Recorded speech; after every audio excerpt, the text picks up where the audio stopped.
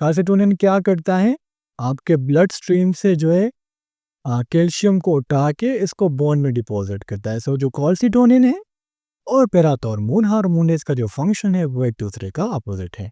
अस्सलाम वालेकुम, welcome to the part number 3 of chemical coordination.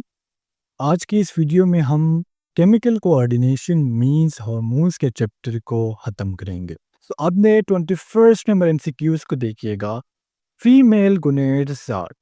तो फर्स्ट ऑफ ऑल हमें ये पता होना चाहिए कि व्हाट आर गोनेड्स। गोनेड्स क्या है? Gonads are nothing, these are just your reproductive organs. जिस तरह फीमेल में ओवरीज है और मेल में टेस्टिस को गोनेड्स कंसिडर किया जाता है। अब अगर हम फीमेल की गोनेड्स की बात करें तो वो है ओवरीज। ओवरीज कितने होते हैं? Ovaries are two in number. Ovaries are two in number और ये आपके एब्डोमेन में प्रेजेंट होते हैं। मैं आपको आपका रिप्रोडक्टिव सिस्टम समझाता हूँ, पहले इस एमसीक्यूज को समझते हैं। ओवरीज का काम क्या होता है? ओवरीज का काम होता है एक को प्रोड्यूस करना, लेकिन सिर्फ एक को प्रोड्यूस करना नहीं होता, साथ साथ ये आपके हार्मोन्स को भी प्रोड्यूस करते हैं। और फीमेल्स हार्मोन्स कौन से हैं? हार्मोन्स तो फीमेल में बहुत हैं, लेकिन 6 हार्मोन कौन से हैं? शाबाश, वो है प्रोजेस्टेरोन एंड एस्ट्रोजन। इसके अलावा एक फीमेल में एक ईयर में 12 एग्स प्रोड्यूस होते हैं। ये एमसीक्यूज के लिए ज़रूरी है। Ovary secrets female 6 hormone such as oestrogen and progesterone. So अब अगर हम आपके रिप्रोडक्टिव सिस्टम की बात करें तो सबसे पहले होती है ओवरीज। ओवरीज के बाद आ जाता है आपका फैलोपियन ट्यूब। फैलोपियन ट्यूब किस चीज से कनेक्ट है?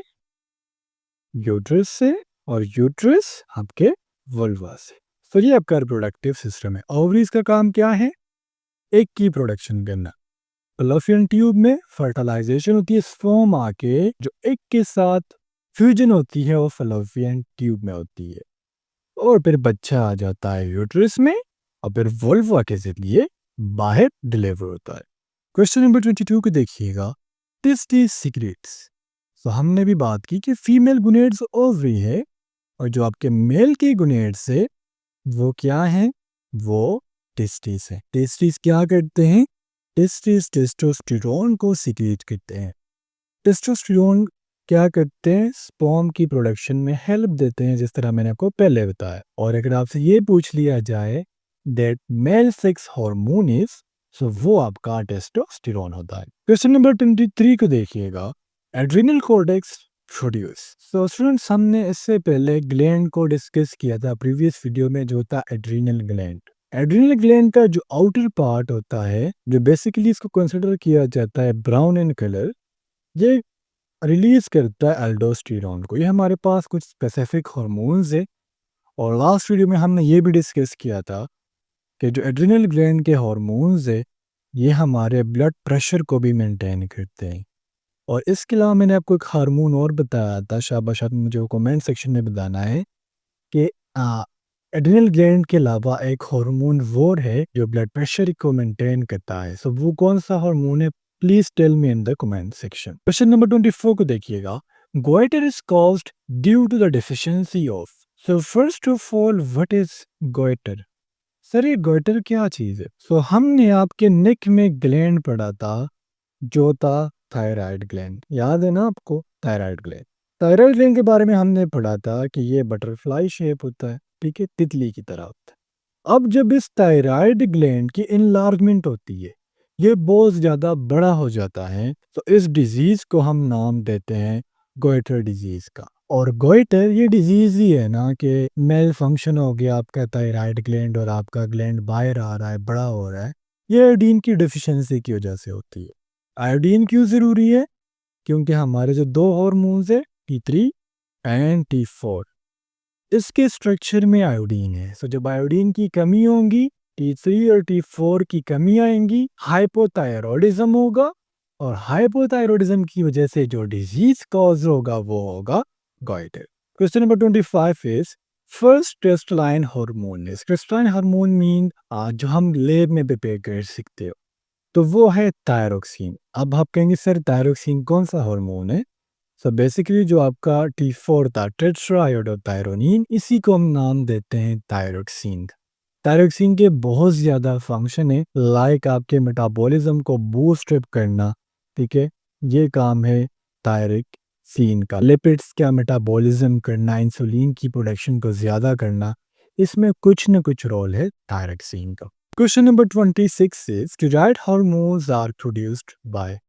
सो हमने अपने फर्स्ट पार्ट में हार्मोन्स के डिफरेंट टाइप्स देखे थे। हमने पढ़ा था कि कुछ हार्मोन्स स्टेरॉइड्स है, कुछ प्रोटीन्स है, कुछ पेप्टाइड्स है। सो स्टेरॉइड हार्मोन्स आपके दो जगहों से रिलीज होंगे, एक है एड्रिनल कॉर्टेक्स और एक है गोनेड्स। इन एड्रिनल कॉर्टेक्स के जो हार्मोन्स है which are epinephrine and norepinephrine, और जो गोनेड्स के हार्मोन है कौन कौन से हैं? 3 हार्मोन्स है, जस्ट अभी हमने पढ़े। प्रोजेस्टेरोन, ईस्ट्रोजन जो फीमेल में है एंड टेस्टोस्टेरोन जो मेल में है। सो अगर आपसे पूछ लिया जाए that male and female 6 hormones are, तो ये बेसिकली स्टेरॉइड्स होते हैं, और स्टेरॉइड हार्मोन्स जो है ये फैट सॉल्युबल है। Question number 27 is which hormones plays an important role in biorhythm.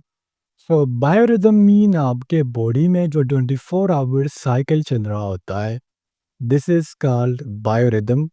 और बायोरिदम में वो हार्मोन जो सबसे ज़्यादा फंक्शन परफॉर्म करता है वो होता है मेलाटोनिन।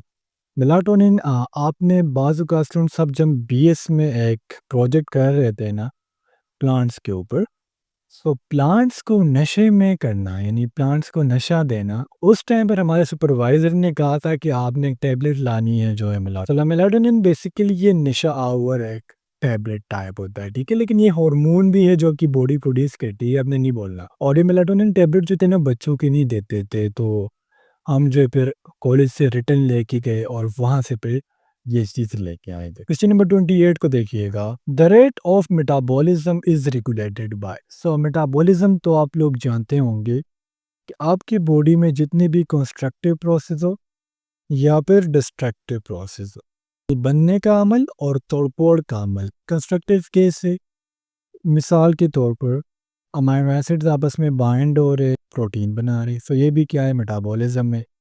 या फिर प्रोटीन ब्रेक हो रहे, अमाइनो एसिड में चेंज हो रहे, सो ये क्या है? ये constructive mean anabolism, destructive mean catabolism. So ये चीज़ें थोड़ी सी याद रखनी है। और वो हार्मोन जो मेटाबॉलिज्म में बहुत हेल्प देता है वो है थायरोक्सिन। जिस तरह मैंने आपको पहले बताया, इंसुलिन की प्रोडक्शन को ज़्यादा करना पेनक्रियास को अल्टर करता है कि इंसुलिन की प्रोडक्शन ज़्यादा करो। इसके अलावा लिपिड्स की मेटाबॉलिज्म में भी थायरोक्सिन का बहुत ज़्यादा हाथ है। Question number 29 is release of calcium from bone into blood is controlled by। तो स्टूडेंट्स एक हमने पढ़ा था thyroid gland. Thyroid gland let's say आप कहें कि ये थायराइड ग्लैंड है। तो थायराइड ग्लैंड के ऊपर छोटे छोटे कुछ बटन्स बने होते हैं येलो कलर के, जिसे हम नाम देते हैं पैराथायराइड ग्लैंड का, जो बेसिकली 4 इन नंबर्स होते हैं। ये पैराथायराइड ग्लैंड एक हार्मोन को सिक्रिएट करते हैं जो होता है पैराथार्मोन हार्मोन। पैराथॉर्मोन हार्मोन के जो फंक्शन है वो बिल्कुल कार्सिटोनिन का अपोजिट है। अब आप कहेंगे सर कार्सिटोनिन क्या है? तो हमने थायराइड ग्लैंड में पढ़ा था कि ये एक हार्मोन को सिक्रिएट करता है जो है कार्सिटोनिन। कार्सिटोनिन और जो पैराथॉर्मोन हार्मोन है इसका फंक्शन अपोजिट कैसे है मैं आपको बताता हूँ। इस एमसीक्यूज का स्टेटमेंट क्या है कि बोन से कैल्शियम निकालता है और ब्लड में डिपॉजिट करता है। सो जब ब्लड में कैल्शियम की कमी आ जाए, सो पैराथॉर्मोन हार्मोन क्या करता है, आकर जो आपके बोन्स होते हैं उस पर एक्ट करता है और उससे जो कैल्शियम है उसको रिलीज करता है ब्लड में। लेकिन जो कार्सिटोनिन है उसका फंक्शन अपोजिट है। कैसे? कार्सिटोनिन क्या करता है, आपके ब्लड स्ट्रीम से जो है कैल्शियम को उठा के इसको बोन में डिपॉजिट करता है। सो जो कार्सिटोनिन है और पैराथॉर्मोन हार्मोन है, इसका जो फंक्शन है वो एक दूसरे का अपोजिट है। क्वेश्चन नंबर 30 को देखिएगा। Goblet cells are. तो गॉबलेट सेल्स हमारे पास कुछ स्पेशल टाइप के सेल्स होते हैं जो आपके एपिथेलियल में प्रेजेंट होते हैं। अगर हम एग्जांपल्स की बात करें तो आपके इंटेस्टाइन में, रेस्पिरेटरी ट्रैक्ट में और आपके आइस के कंजक्टिवा में, यहाँ 3 जगह मैंने आपको जो बताई है इसमें गॉबलेट सेल्स प्रेजेंट होते हैं। और ये हमारे पास यूनिसेलुलर एक्सोक्राइन ग्लैंड है।